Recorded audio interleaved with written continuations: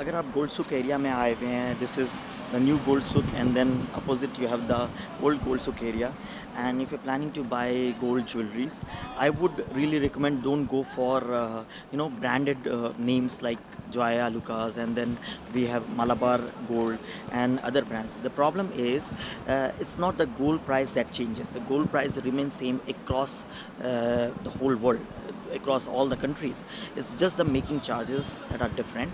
And UAE particularly is known for low making charges. They charge you like just a few percent, which is way too lesser than what it is charged outside UAE, say in India or other parts. So first thing first, second, tax exemption. So you have VAT here 5%, and that also get reimbursed if you go to the airport, and if you are on tourist visa, you get that back. But in case of residence, of course, this is not something that you get in returns. Like I was planning to buy a jewelry today for one of my cousin, and of course, the first thing that the shopkeeper asked me was, "Do you are you a resident or are you a visitor?" I said I'm a resident, so which means I cannot avail those 5% tax rebate, which would be a concession that would have been given to me. Now the problem with Joy Alucas and with other brands like Malabar and others, Sadar, these are branded companies. These are branded jewelry companies, and so they have to maintain the cost of the advertisements, celebrity endorsement, and so on and so on. So it's very obvious that the making charges for these brands would anytime be higher than any other jewelry brands. Now in UAE you don't have to fear about the quality of the jewelry, the quality of the gold, and in terms of its long in terms of whether it's really fits well to your body or not. All these stuffs are not a concern, especially because the quality of gold is not compromised.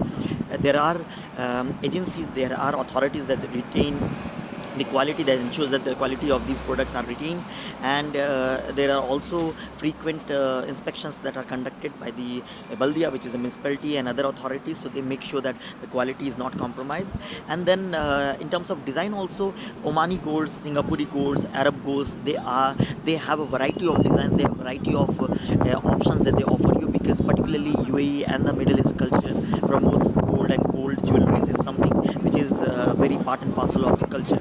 But if you come to India, of course, gold is something that we live with. We have grown up seeing gold as jewelry or in different forms in our families at our home. But the problem with the brands, especially the Indian brands which are here, is that they all are renowned global brands, and so the prices are usually very high. The making charges are very high, even though the gold price remains same.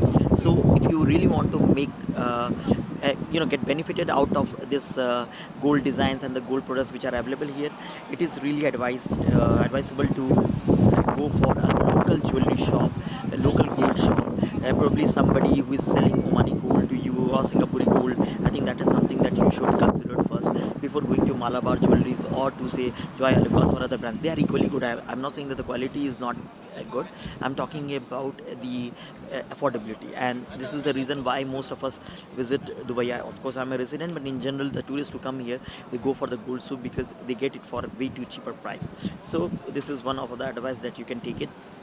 And second thing, it's better to get into the old gold souk area, which is inside or behind this market, rather than the new gold souk area, because new gold souk is again in some complex apartment complex, and again they have very high rentals and many other concerns, baldia fee and other things. So the prices here is way too higher than the gold that you would get, the same gold, the same design that you would get here in the old gold market, and at a way too cheaper price. So think about these aspects, and of course, if you are a tourist, don't forget to take that receipt and also register yourself as a tourist to the before the shop owner. You tell them that you are a tourist, and so they will give you some stickers with this tax rebate stickers, and they will paste it on your bill, and you can take it to the airport. And in the airport there are designated counters where you can just submit them and give your bank details, and the money will be